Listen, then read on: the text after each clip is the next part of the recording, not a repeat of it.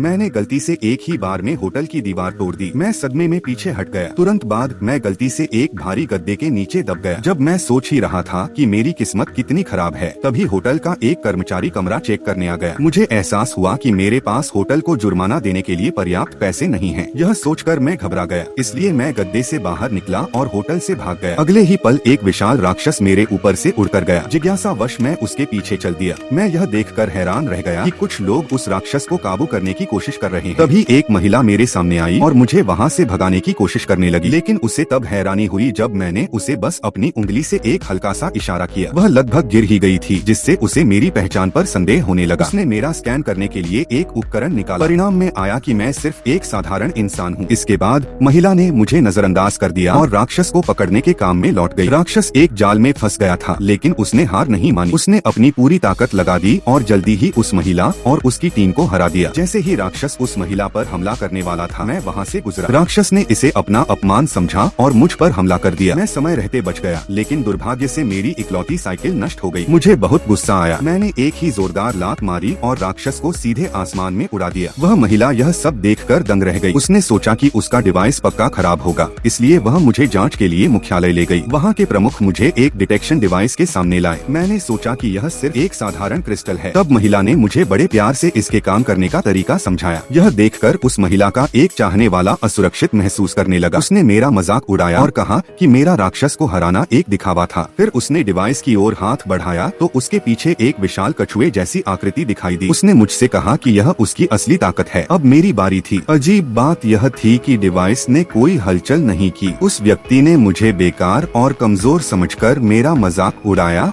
और मुझे वहाँ